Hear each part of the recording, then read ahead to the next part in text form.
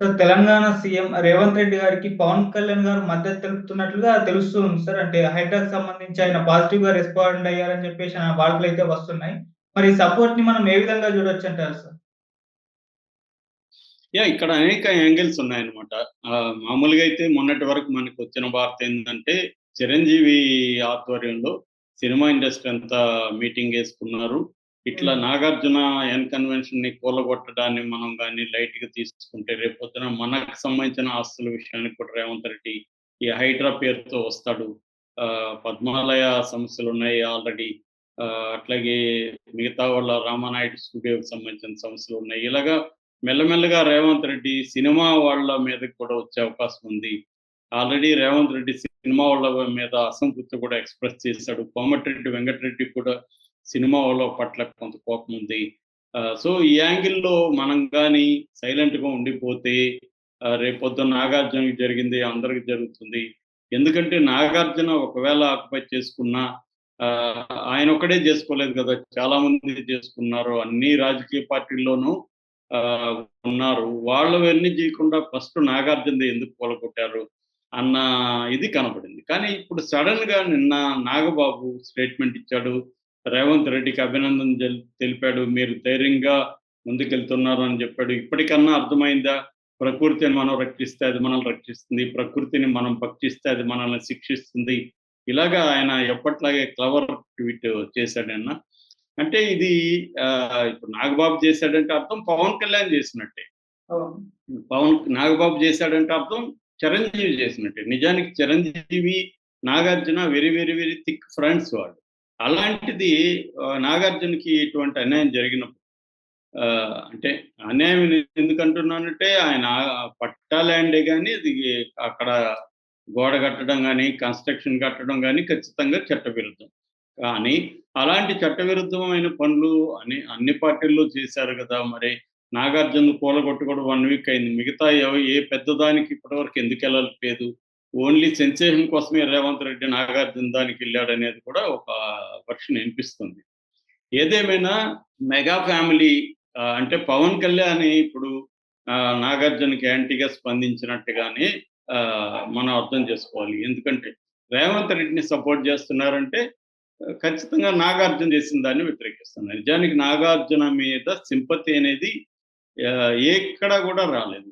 ఎందుకు అంటే అది ఎప్పటినుంచో బీఆర్ఎస్ కాలం నుంచే అది ఆక్యుపై చేసుకున్నాడని తెలుస్తుంది. చెరువులోనే గోడ కట్టేసాడు. క్లియర్‌గా అర్థమవుతుంది. నాగార్జున అయితే తప్పు చేశాడు. పట్టా ల్యాండా కాదనేది పక్కన పెట్టి ఎఫ్‌టీఎల్ ఫుల్ ట్యాంక్ లెవెల్‌లో ఉన్న తన పట్టా ల్యాండ్‌లో ఏది కట్టకూడదు. వ్యవసాయం చేసుకోవచ్చు అంటే ఆ ఫుల్ ట్యాంక్ రేపు వర్షం పడి ఫుల్ ట్యాంక్ ఎక్కడి వరకు వస్తుందో, ఆ హద్దు ఏదైతే ఉందో అక్కడ ఏ కన్‌స్ట్రక్షన్ కూడా చేయను. పట్టా కాపోతే నీకిస్తారు గానీ, నీకు పట్టా ఎందుకిస్తారంటే స్పెసిఫిక్‌గా దాంట్లో చెట్లు గిట్లు పెట్టుకో, వ్యవసాయం చేసుకో గాని, దాంట్లో దాన్ని అంటే దాన్ని అడ్డుకునే విధంగా, ఆ నీటిలో రానీయకుండా అడ్డుకునే విధంగా ఎటువంటి కన్‌స్ట్రక్షన్ చేయకూడదనేది క్లియర్‌గా ఉంది. సుప్రీం కోర్ట్ కూడా అనేక తీర్పులు చెప్పింది.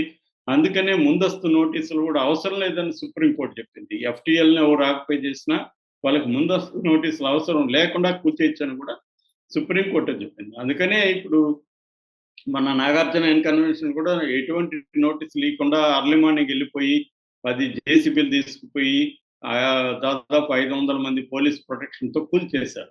కానీ హైకోర్టు స్టే ఇచ్చింది తప్ప ఇలా కూల్చడం కరెక్ట్ కాదని గాని ఏమి చెప్పలేదు. స్టే ఇచ్చేసరికి ఇది కూలిపోయింది. హ్మ్. కాబట్టి ఆహ్, ఆహ్, నాగార్జున పట్ల ఎవరికీ సింపతి లేదు. ఇంక్లూడింగ్ అక్కినేని అభిమానులు కూడా దీని పట్ల ఏమి స్పందించలేదు. సినిమా ఇండస్ట్రీలో కూడా ఎవరు బయటకి రాలేదు. కానీ నాగబాబు ఇప్పుడు అభినందించాడు. అంటే పవన్ కళ్యాణ్ దీన్ని సపోర్ట్ చేస్తున్నాడు. దీన్ని హైడ్రా. సో, హైడ్రాకి పవన్ కళ్యాణ్ మద్దతు ఉంది అని ఇప్పుడు అంటున్నారు. రేవంత్ రెడ్డికి పవన్ కళ్యాణ్ మద్దతు ఇచ్చాడని. సో, దీనివల్ల పవన్ కళ్యాణ్ ఎందుకు ఇలా మద్దతు ఇచ్చాడు? అంటే ఆయన డైరెక్ట్‌గా ఇయ్యకపోయినా నాగబాబు ఇస్తే పవన్ కళ్యాణ్ ఇచ్చినట్టే అనేది మనం అర్థం చేసుకోవచ్చు. హ్మ్. ఎందుకిచ్చాడంటే ఒకటి పవన్ కళ్యాణ్ ముందు నుంచి కూడా తానొక పర్యావరణవేత్తని, పర్యావరణానికి ఇంపార్టెన్స్ ఇస్తానని, అందుకే తాను అటవీ శాఖ, గ్రామీణాభివృద్ధి శాఖ ఇవి తీసుకున్నానని గూడా ఆ మధ్య కూడా చెప్పాడు. సో ఆ కాంటెక్స్ట్ లో పర్యావరణం అనేది ఖచ్చితంగా ఇక్కడ కూడా ఇవన్నీ ఆక్యుపై చేసుకోవడం ఇవన్నీ చూడాలి.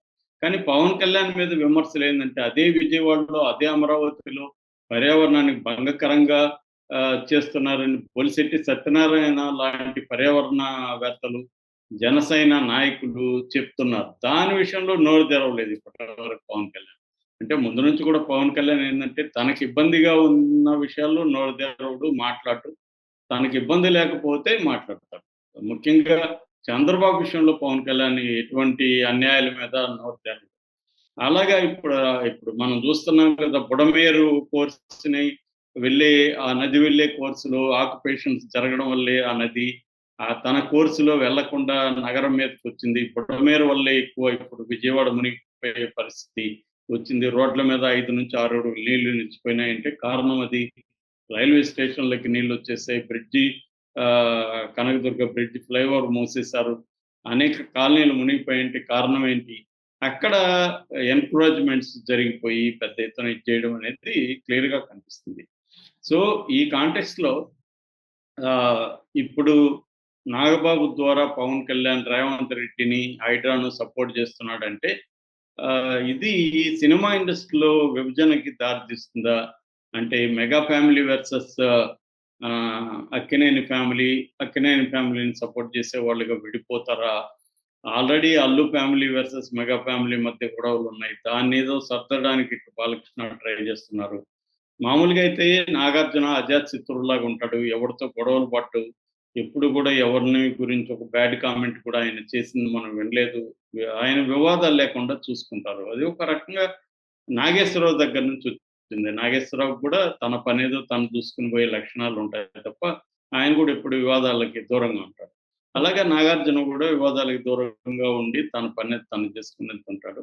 అలాంటిది ఇప్పుడు నాగార్జున ఇటు బీఆర్ఎస్ అంటే కేటీఆర్‌తో దగ్గరగా ఉండడం, అటు జగన్‌తో వ్యాపార సంబంధాలు ఆయనకుండడం. దానివల్ల జైల్‌లో ఉన్నప్పుడు కూడా నాగార్జున వెళ్లి చూసొచ్చారు. నాగార్జున ఏందంటే పొలిటికల్‌గా జగన్‌ని సపోర్ట్ చేయడం గాని, జగన్‌ని గెలిపించమని పిలిపివ్వడం గాని అట్లాంటిది ఎప్పుడు చేయలేదు. జగన్ తనకు ఒక బిజినెస్ పార్ట్నర్‌గానే జగన్‌ని చూసాడు. తన బిజినెస్ పార్ట్నర్ జైల్‌లో ఉన్నప్పుడు తను వెళ్లి చూసొచ్చినట్టుగానే ఉన్నాడు. దానివల్ల కూడా ఏమన్నా జరిగిందా? ఇప్పుడు ఎందుకంటే పవన్ కళ్యాణ్ ఆ క్యాంపులో ఉన్నాడు కాబట్టి తెలుగుదేశం క్యాంపు. తెలుగుదేశం క్యాంప్ అంటేనే రేవంత్ రెడ్డికి సపోర్ట్ క్యాంపు. సో, అలాగా వీళ్ళేమన్నా చేస్తున్నారా? అనేది చూడాలి. ఒక్కొక్కసారి ఏంటంటే ఈ డైనమిక్స్ అనేవి సింపుల్‌గా ఉండవు. సినిమా రంగంలో ఒక రకం ఉంటాయి. రాజకీయ రంగంలో ఒక రకం ఉంటాయి. వ్యక్తిగత సంబంధాలు ఇంకొక రకం ఉంటాయి. ఈ డైనమిక్స్ ఒక్కొక్క దగ్గర ఒక్కొక్క వ్యక్తీకరణ తీసుకుంటది. మేనిఫెస్టేషన్ అంటారు దాన్ని. మేనిఫెస్ట్ అవుతా ఉంటది.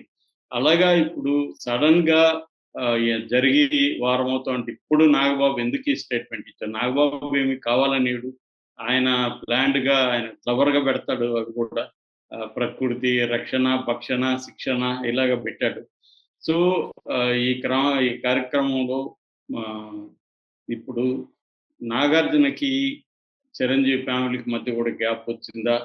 నాగార్జునని చిరంజీవి కూడా వదిలేస్తున్నాడా? పక్కన పెట్టేస్తున్నాడా? నాగార్జునకి సినిమా ఇండస్ట్రీ నుంచి కూడా రావాల్సిన మద్దతు లేదా? అన్నది ఇప్పుడు అనేక ప్రశ్నలు. రెండోది పవన్ కళ్యాణ్ సడెన్‌గా రేవంత్ రెడ్డికి ఎందుకు మద్దతు ఇస్తున్నాడు? దీని పర్యవసనాలు ఎలా ఉంటది? ఎందుకంటే నేను ఇంతకు ముందు కూడా ఒక వీడియోలో చెప్పాను. ఇక్కడ తెలుగుదేశం బీజేపీతో పొత్తు పెట్టుకునే పరిస్థితి కనిపించట్లేదు. రేపొద్దున రేవంత్ రెడ్డికి సపోర్ట్ చేసే అవకాశం ఉంది. డైరెక్ట్‌గా రేపొద్దున రేవంత్ రెడ్డితో పొత్తు పోవచ్చు గానీ, ఇండైరెక్ట్‌గా లాస్ట్ ఎన్నికల్లో ఇచ్చినట్టుగా మళ్ళీ రేవంత్ రెడ్డికి సపోర్ట్ చేయొచ్చు. ఎందుకంటే వాళ్ళకి రేవంత్ రెడ్డి అధికారంలో ఉండటం అవసరం. బీజేపీ వాళ్ళు ఉండడం కంటే రేవంత్ రెడ్డి ఉంటే తనకి పట్టుంటది. రేపొద్దున బీజేపీతో కలిసి బీజేపీ బండి సంజయో, కిషన్ రెడ్డో ఎవరో సీఎం అయితే చంద్రబాబు మాట వాళ్ళు వినరు. అదే రేవంత్ రెడ్డి ఉన్నాడనుకో చంద్రబాబు మాట రేవంత్ రెడ్డి వినే అవకాశం ఉంటది. సో, అదొకటి. రెండవది జగన్‌ని ఇండియా కూటమి వైపు వెళ్ళకుండా కాంగ్రెస్ ద్వారా జగన్‌కి అడ్డుకట్ట వేయాలంటే కూడా కాంగ్రెస్‌తో ఒక డీలు చంద్రబాబు కుదుర్చుకోవాలా. అంటే నేను మీకు తెలంగాణలో మళ్ళీ కాంగ్రెస్ అధికారంలోకి రావడానికి నేను హెల్ప్ చేస్తాను. మీరు జగన్‌ని ఇండియా కూటమికి రానీయకుండా చూసుకోండి. అనేది ఒక డీల్ అని చెప్తున్నారు. ఆ డీల్ కుదిరితే జగన్